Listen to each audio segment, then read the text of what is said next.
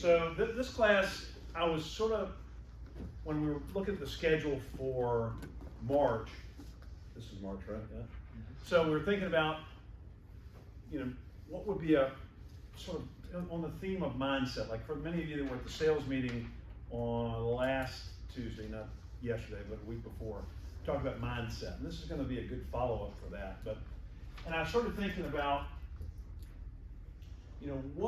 what makes a lot of people tick. And I don't know whether this, like Sigmund Freud or some great psychologist would tell you that this is the best way to get fired up and to be motivated all the time, but I know that it works for me. And I tell you, and back to Mike, I was just sort of criticizing, but Mike, I always feel like Mike really operates from the underdog mentality all the time, and it really has worked well for him. And in the little things that I see in him, like he loves to tell you that he went to Lee Davis High School. And he loves to tell you that he's from, hey Judy, Mechanicsville. And he loves to tell you, all the things like he's, doesn't have a big IQ and he works for a little bitty hometown realty and all this kind of stuff. But that motivates the hell out of him to go out and win in the world of business.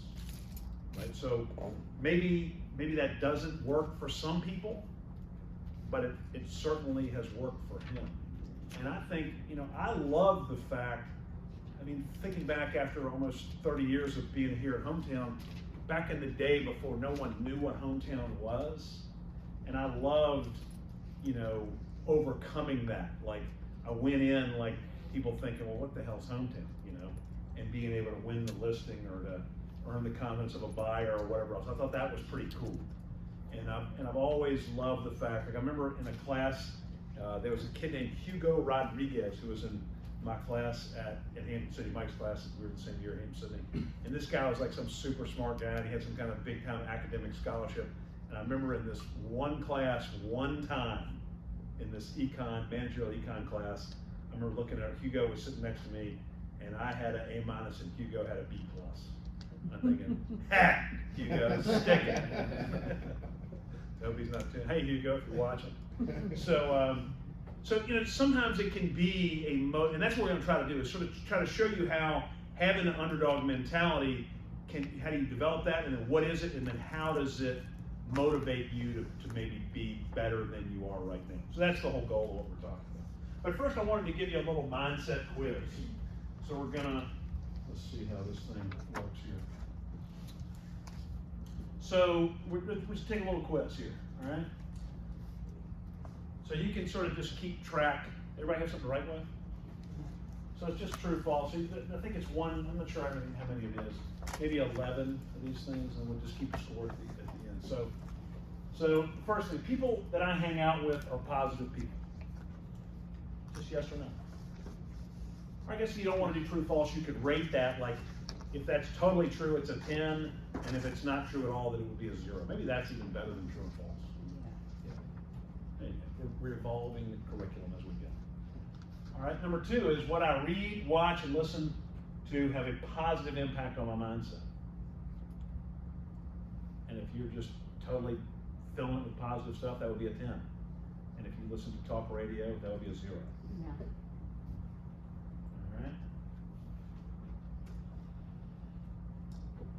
All right, I feel great about my physical self. I feel great about my spiritual self. That can mean a lot of different things to a lot of different people. I feel great about my presence with my family. Everybody keeping up? I'll say yes. I am confident about my skills as a real estate salesperson. I enjoy what I do. And I guess that's not just real estate, that's just sort of whatever you do that you sort of enjoy your life. I have a clear plan. Betsy did all these cool things. Mine just had text, and every time I do it, and she changes it to make it look pretty. I have a clear plan and direction for where my life is going.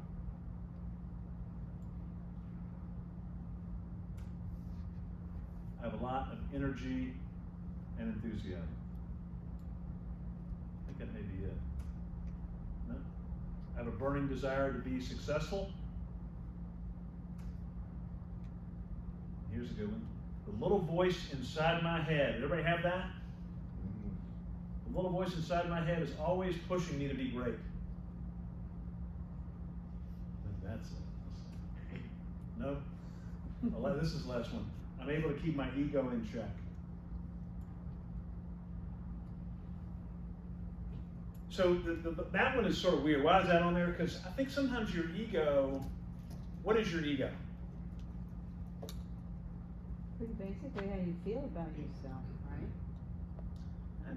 Maybe.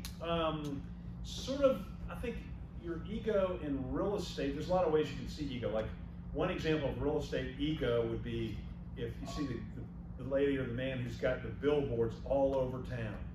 And everywhere you turn, they're doing self-promotion, you know. Maybe that's a little case of ego. They love to see themselves. That's one definition of ego. Your ego also is sort of, I think, at the root of ego is it doesn't want you to change. It wants you to stay whoever you are and doesn't want to evolve. It doesn't want you to improve. It's just comfortable where you are, and that's really dangerous. Okay, why is it dangerous for us, especially you people that are new to the real estate business? Why is that? Why is being, everybody understand the word dogmatic, unwilling to change? Why is that? Why can that be treacherous to you? Because you've got to change. You don't want to grow. Yeah, you can't grow without changing. And most of us, our ego is like, well, you know, all this stuff is pretty neat, but I'm going to do it my way. And there's certain traits that you have that you want to implement into what you're doing. Probably not all of them. I mean, I don't think anyone is just a pure natural at this. I think there's ways to improve yourself, and those people that are open-minded to that and let their ego aside tend to do better. That's enough of ego. Okay, so you've taken the quiz.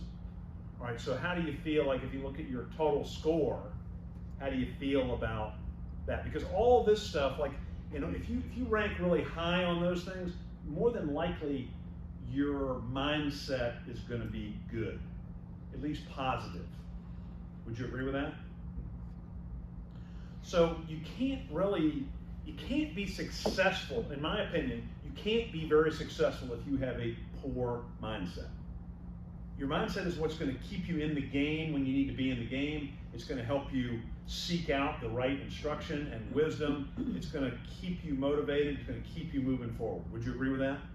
And if you have the mindset of, like, you know, that of Eeyore we talked about during the sales meeting, is it likely that you're going to be a high producer and really go down uncharted paths and do great things? Probably not. So that's sort of the preface to this whole thing. And so the underdog mindset, what is the underdog mindset? I didn't really define it, but I came up with a couple things that might help you if you see it. So does anybody ever remember the video of the honey badger? What was the thing about, what do they say about? Honey badgers don't give a shit. Honey badger don't care, right? So, I mean, the way I interpreted that is like, here's this little honey badger. Is the honey badger the biggest and baddest creature in the woods? Is he?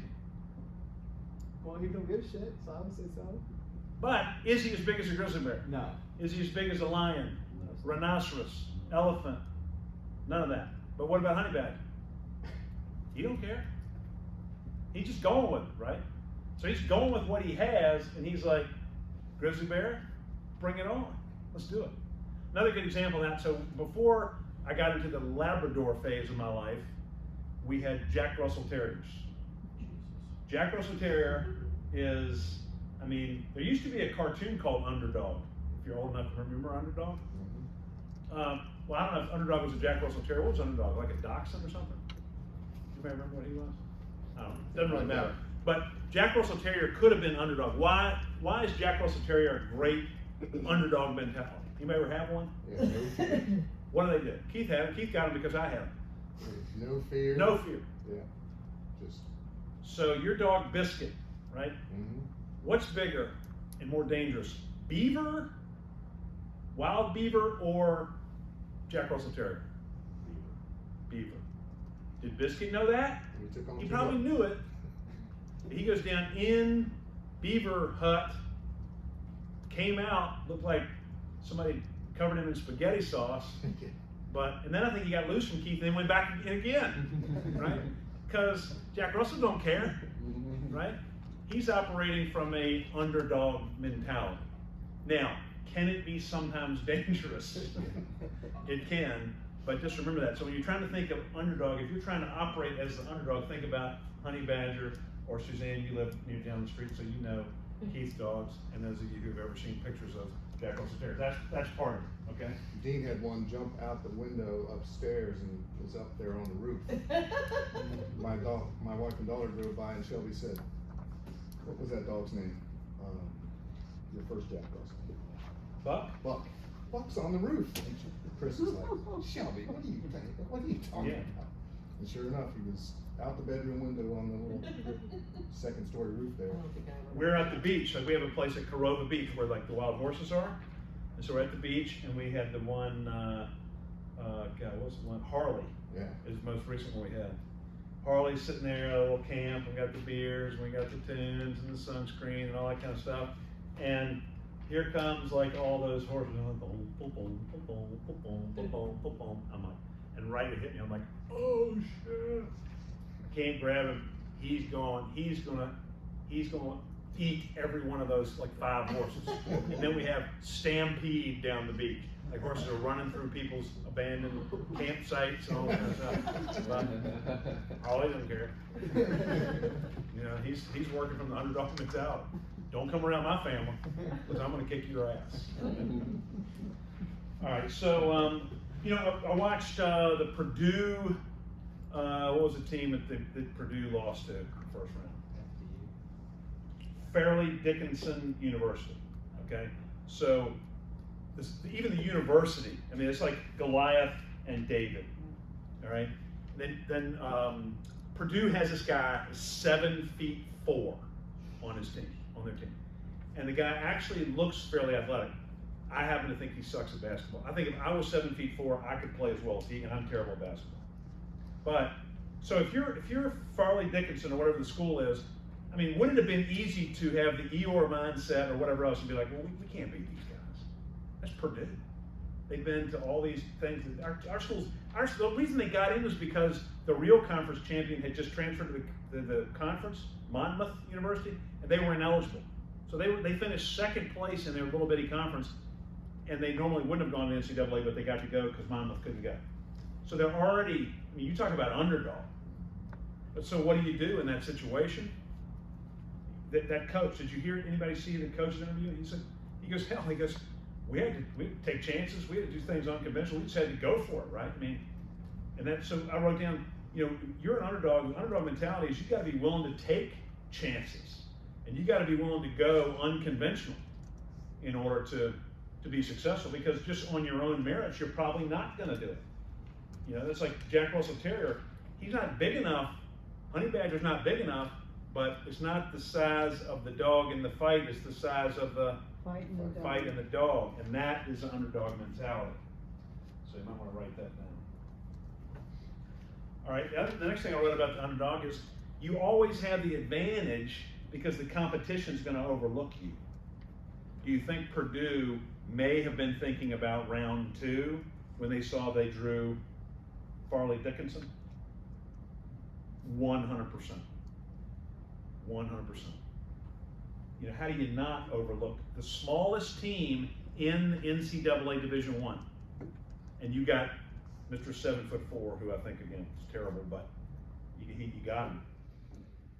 I mean, they made him look stupid. I mean, okay, if you're 7'4", if they throw the ball, if like you hold your hands over your head and they throw it to you and you dunk it, I mean, the guy's like flexing on. I mean, no, that's nothing, right? The guy that should flex is the guy who's 5'9", who just dribbled the ball through your legs and went up and shot a layup, and you didn't do anything about it. All right, so number 4 here is knowing the odds are stacked against you. As an underdog, you're going to out-prepare, out-train, and outwork the competition. Okay, so you know that on the tail of the tape, you're not favored in the fight. You probably would not win the competition just on the eye test, okay? So what do you have to do? You gotta out-train, out-prepare, and outwork the competition. All right, the next one is you got a chip on your shoulder. And I think going through life, not with a negative, people say that about people, but having a chip on your shoulder can be good, right? Because that's gonna motivate you to give it everything you've got. I mean, I think that, like, one of the things that I've watched in my life, and I've known Mike since I was 18 years old, is Mike has always operated with a chip on his shoulder. Like, he's always feeling like somebody's looking down on him, and that maybe they don't expect him to be as good as he is, and that just motivates him to destroy the competition. And he has. He has. I mean, I remember, and you'll hear more about this, this is the 35th anniversary of Hometown Realty. And so one of the things that really put Hometown Realty on the map was a neighborhood called Pebble Creek. Anybody heard of Pebble Creek on 360?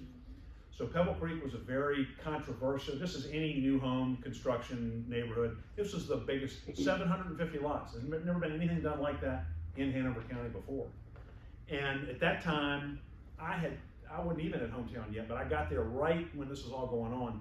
I was the 12th agent in Hometown Realty. So that means at the time when all this was happening, we had 11 agents. Okay?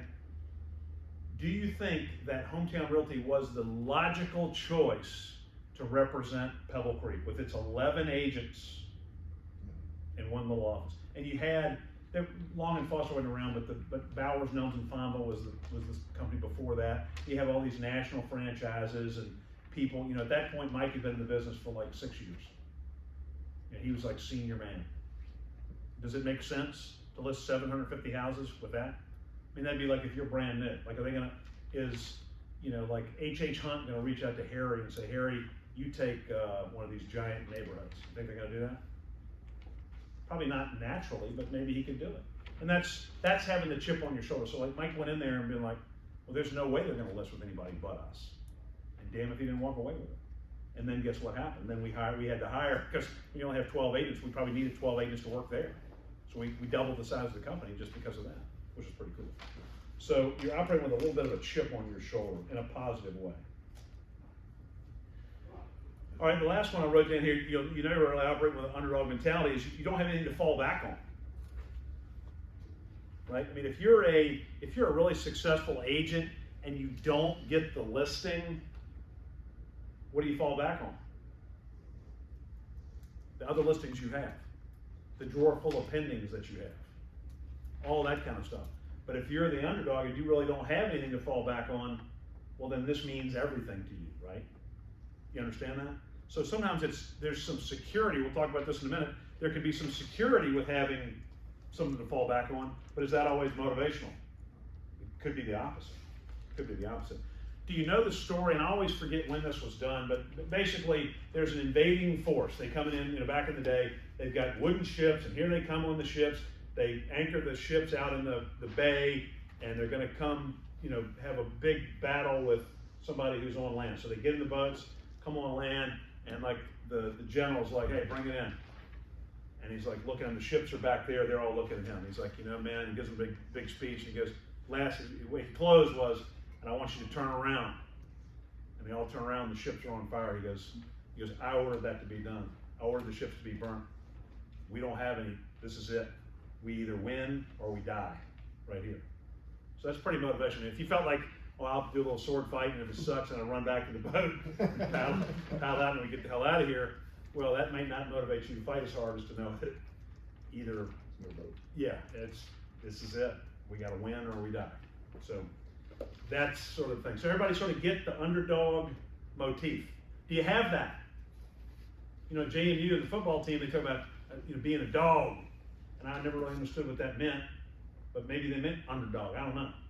But are you a dog? I mean, are you operating with that underdog mentality? And do you think that could be something that could benefit you? Yes or no? Yes. But you seem really fired up about it. So that's good. So here's the problem. Like, it's easy to say that. Like, it's easy to say, I'm a dog. Everybody's got a plan until they get punched in the mouth.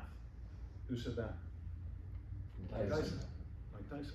So, yeah, I mean, I could see that. Like, you know, I could get enough beers in me, maybe think I could fight Mike Tyson until Mike Tyson hit me, and I'd be like, you go sober up real quick on that, right?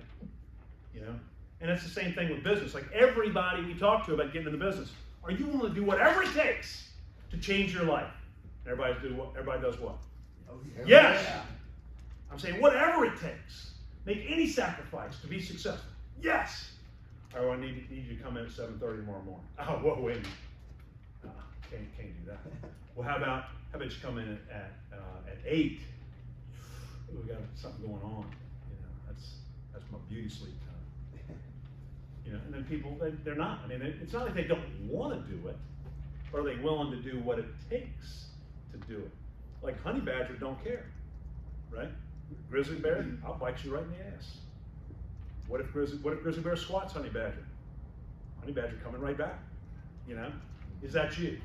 You know, you go. Jake goes on one appointment. He's fired up. He goes out, and they tell him, well, you know, you're too young, and you're this, and you're that, and we're not doing it. And then he goes back. He would never do this, but he goes back and just sulks. That's not honey badger. That's not the underdog mentality. So Brian Buffini wrote a great book called The Immigrant Edge. Has anybody ever read that? Z read that. Good for you, Z. So what's the point of the immigrant edge? What is the immigrant edge? Well, the immigrant edge is someone who travels outside the United States, who's coming into the United States. They didn't travel outside. They're from outside the United States coming into the United States, Yes. and pretty much they have the worst case scenario, whatnot, backs against the wall. So they're going into our country and trying to make the better life for themselves. And what happens? Why does he call it the immigrant edge? What does that mean? If I have an edge, that means I have an advantage, right? Does that sound like they have an advantage? No, What's the advantage? there's nothing to fall it back on. Underdog mentality. Totally underdog mentality. Versus what? Something to fall. Slaps like us, been here forever, and we're just we're chilling, man. You know, I don't want to work too hard. What are they doing? I mean, you think about it. Obviously this is stereotypes, whatever, but let's think about like the family that owns the store, and they sleep in the store. You know, and every member of the family is doing something to work to the goal of making the store successful. I mean, any of y'all have that going on? I mean, at Computer Corner, did you ever sleep at Computer Corner? Maybe just like naps. Yeah. Maybe a I few mean, naps. and I'm not saying that's unsuccessful business, you ought to work hard, but that's a different deal. Yeah. I mean, that's the honey badger. You know, and so that's Buffini's thing, is that these people that have come over from overseas, not everyone, but so many, if you look at successful people in America, there's going to be a disproportionate number of immigrants in that group than there probably should be. Because again, they got no alternative. They got the attitude. They don't know any better than to get up and get after it. And so my point is, how do you keep that? So what happens to the son of the shopkeeper? Or the daughter of the shopkeeper? What do? Hopefully to follow. They see how hard their parents are working. Hopefully. Maybe. Or maybe, here's the problem with, you don't want, as a parent, you don't want your kids to have to go through that. So then they get what? Soft. Soft. Yep. Soft. You know? And in ourselves, sometimes if we have that underdog mentality and we come up through the ranks, it's like boxing. We use Mike Tyson as an example. I mean, what happens to so many athletes? I mean, the story is unbelievable. They have to work out they grew up in a one-room shack with 50 brothers and sisters, and they had to do push-ups on the floor. They never went to a gym. They ate, crappy stuff, but they somehow made it up, and they get in there and they win the title, and then what happens? What do they do? I mean, what happens? What happens to the rock and roll band? They're living in the van, and they do all this, and somehow like they're playing an opening for some band, and the promoter sees them, and all of a sudden they're doing great. Then what happens? Drugs. Then they get into drugs, and they stop doing what they did, and one guy dies, and then they all realize it's the same story over and over again. Mike Tyson comes up through the rank. He's wearing a gym towel with the head cut out when he comes out. Yeah. Then he starts wins a few fights. Then he's got satin shorts and he's got beautiful women in bikinis, chanting his name, and he's doing cocaine. He gets a tattoo on his face, and all of a sudden he sucks, right? He loses it all. Same game plan here. So you got to be careful. You can have that. I mean, if anybody had underdog mentality, would you have liked to got in the ring with Mike Tyson when he was 19 years old? Did you ever see that? I mean, it was scary. I mean, probably in real sports, probably the scariest thing I've ever seen. I mean, when I remember watching that, like seeing somebody have to fight him when he was in that hungry time, thinking this guy could die because he could kill you. A lot of people didn't make it to their seats in time to see the fight. Right. But that's how good it was. But then towards the end, I mean, what the hell happened? Yeah. Bites the ear off of Holyfield. Yeah. So there's a guy named Les Brown. Anybody know who Les Brown is? So Les Brown's a motivational speaker, and he talks about you got to be, say it, Z. Hungry. Hungry. Not hungry for Vander Holyfield's ear, but hungry. And that's part of the underdog mentality, is staying hungry. But the question again, how do you stay hungry? Well, that's your mindset, and that's where we're trying to lead to this. So a couple things that I wrote down about how to stay on top of your game, how to have that edge, how to be the honey badger and continue that. So I wrote down the first thing is you got to realize you are the most valuable asset in this equation. And taking care of you is so important. And we forget that when you start to get successful, because then you become, you stop doing the things that you did to create the business. You stop prospecting. I'll use Z as an example. I've seen this cycle with him so many times. Z busts his ass and comes, we make a plan and we do all this stuff. He's doing open houses and he's doing all the activities and get what he needs, and then he gets busy, and then what does he do? Z, what'd you do? Slack off. Abandon the other stuff, and then we have to start over again. So having a comeback is having a comeback is better than not having a comeback, but having a comeback is sometimes harder than having the initial phase, right? So you got to take care of you, and you got to take care of what got you to where you're going to be. And once you get busy, sometimes you worry about everybody else. You worry about all your clients, and you worry about all your files, and you worry about going to the beach, and you worry about doing all these other things. Not that those things aren't important, but you still got to worry about you, because if you, in this business, if you collapse, what happens to your business? The whole thing collapses. The whole thing collapses. Second thing I wrote down is there's never anything to be gained by being upset or depressed. All right? So during the past few months, one of the things that was told to me that was really helpful for me to overcome some things was the word and. Okay? The word and I asked, well, why is that important? I said, well, you can be upset, you can be in grief, and be happy. You understand that? You can have something happen, and you can be, it's okay to be upset about things, and it's okay to be happy about other things. And sometimes we get in the mindset we have to be focused on whatever it is. Maybe we feel guilty that something has happened, so we need to have this this appearance of being upset all the time, and yet is that getting you anywhere? I mean, I think you got to go through a grieving stage, I get that, but is that getting you anywhere? Is being upset about something excessively going to get you anywhere? It really isn't. It really isn't. I see so many people forget that, and that's the easiest way to lose that dog mentality, to lose that fight, to lose that spirit, is to let little things just trip you up, and then all of a sudden you're in this quagmire. I used that word the other day. Jake didn't understand it. We looked it up at the office. Quagmire is like quicksand, like mud. And you just can't get through it. But you can. I remember going to see these, like going to a seminar for me was just such an uplifting experience, and I'd be fired up and whatever, and then my wife would be like, "What happened? Like, what are you talking about?" Like a week later, she's like, "What happened to you?" I'm like, "What do you mean?" She goes, "What happened to the fire? Where's the zip? What?" And it's just life and little stuff, and just let stuff let it get to you, and next thing you know, it's designed to bring you back in the bucket, like crabs in the bucket, pulling you back in. So there's never anything to be gained by being upset or depressed. Not that it can't happen for a few moments, but maintaining that state is no good. All right. The other thing, as you're the dog, right? Regardless of what you think, you can't skip significant levels along the way to true success. So you feel like success is a process, right? Maybe you can go from A to C and skip B. You can't go from A to Z. You can't even go from A to M.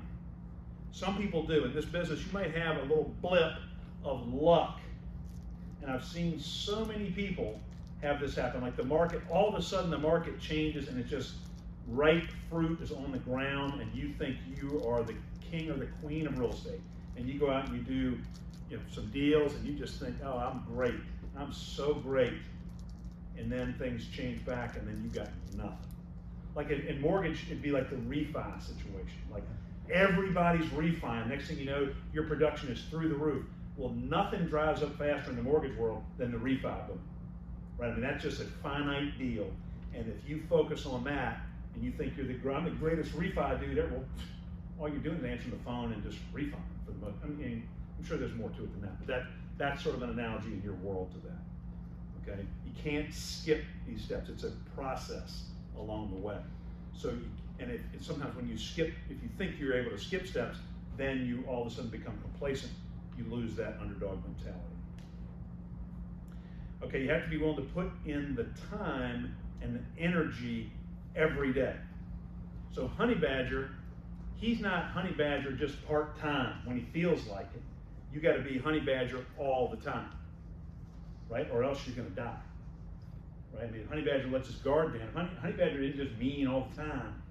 He's going to get something going to eat him. Right? He might get eaten anyway, but he's going to go down swinging.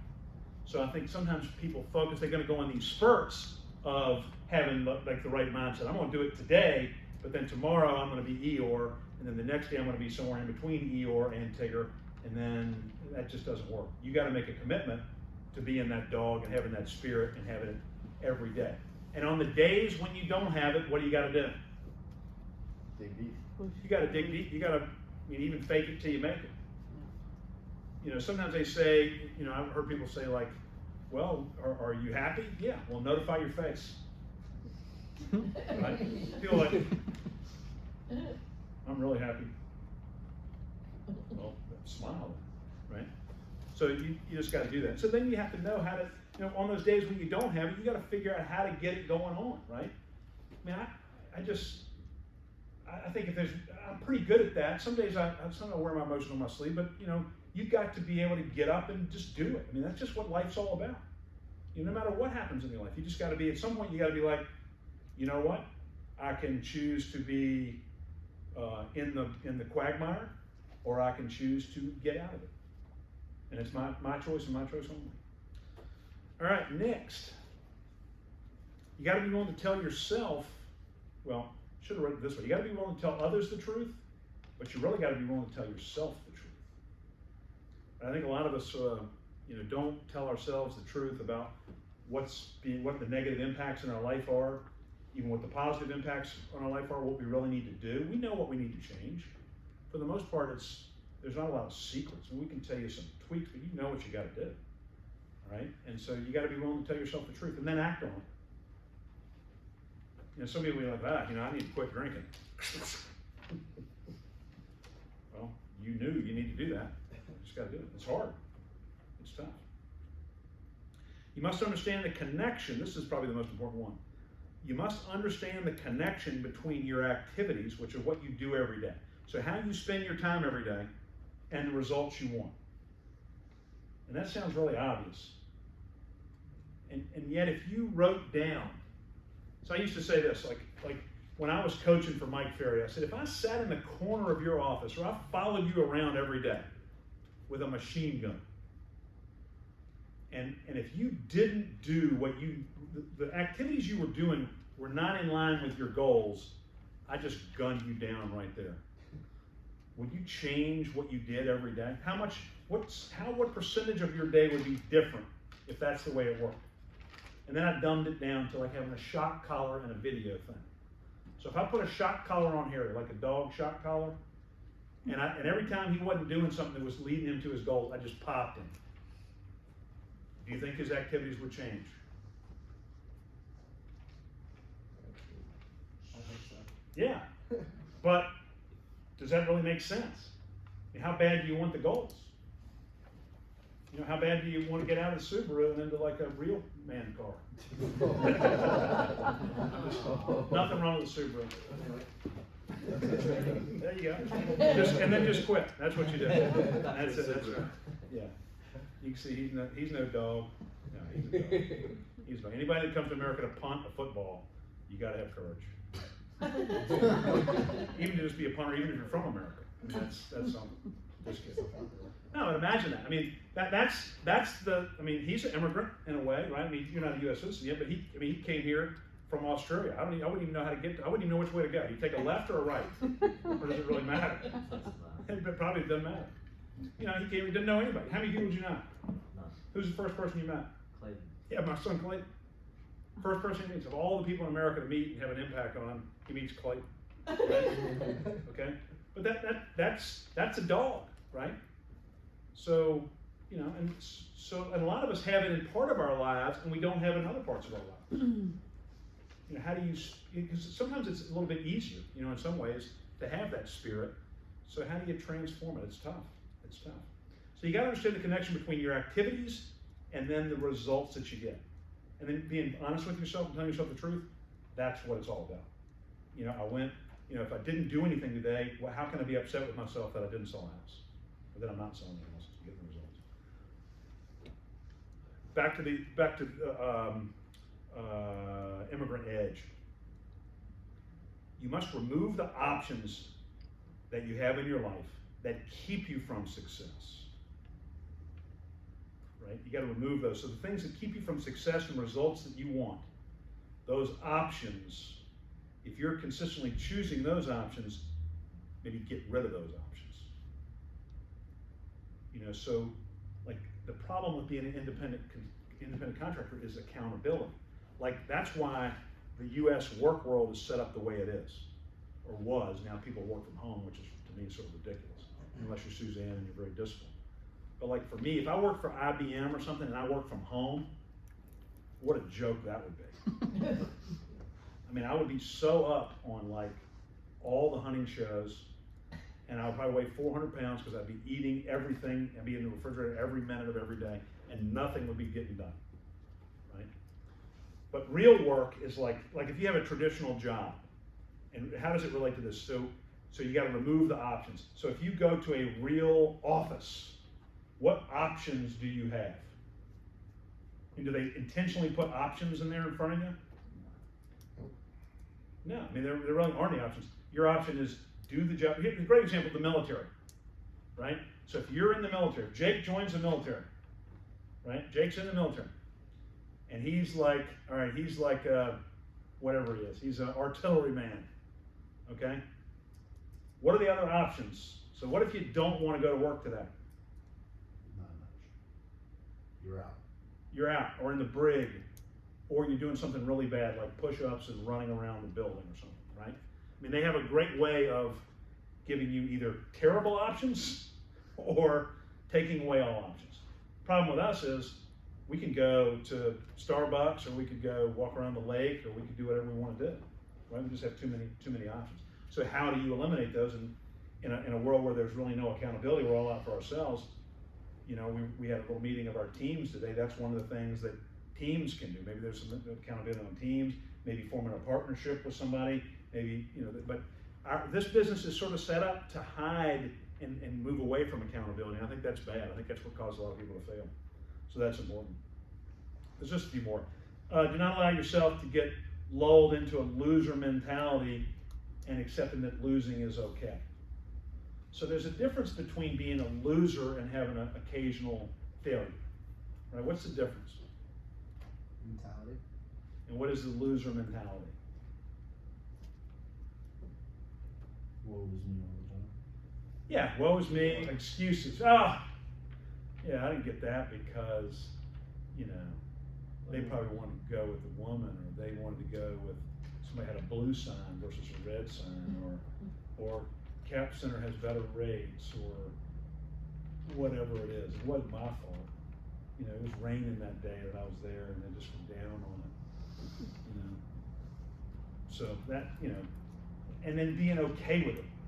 That's the difference. So are you going to have times when you do not win? All the time. The difference is, how do you react to that? Is it gonna piss you off? Like if Honey Badger gets bit, what's Honey Badger doing? Like that. Yeah. If Biscuit, when the beavers chewed up Biscuit, what did Biscuit want to do? Kill him. It's all he could do to keep him going back down the hole. Because it ain't over. He's like the Navy SEAL of pets. It's like until he's out of the fight, he's in the fight, right? So is that you? Now imagine if you had that attitude. Now imagine if just no matter what, you just kept getting up. And that's the difference between just being okay and being great. So don't allow yourself to be lulled into that loser mentality. And that can come a lot from people you hang around with. Close the gap. This is a good one. Close the gap between really wanting everyone to like you or love you and getting those same people the results that they deserve and desire. So I'm guilty of that. I want people to like me. I was the only child, right? So I didn't have friends, didn't have any relatives, so I had to have friends, and so there weren't that many kids in the neighborhood, so I really had to have everybody want to like me. Is that the most important thing in what we're doing here? Now again, I think is bonding. I mean, when you're meeting somebody for the first time, can there be some elements of, building rapport? But is that always, should having them like you or love you be the number one thing? No, you're trying to get them the results. And what we're doing, either the house or selling the house, get them the results that they deserve. Okay, and there's a difference between them. All right, and then lastly, I wrote down, work hard every day to maintain the energy that is required, because you're gonna have tough clients, you're gonna have tough prospects, you're gonna have tough situations that are gonna try to suck the energy out of you. And when you have no energy, what happens to your total mindset, especially this underdog mindset? What happens to it? Non-existent. You can't have it. You gotta have energy. Because that's what it is. I mean, is it Jack Russell? Would you say Jack Russells are energetic? Yes. Is Honey Badger energetic? Is a sloth energetic? No. No. Was Eeyore energetic? No. So if you think about the negative stuff out there in these analogies you're making, it's all lack of energy. So does a problem transaction drain energy from you? Do problem clients drain energy from you? So if your energy is gone, what's going to happen to you?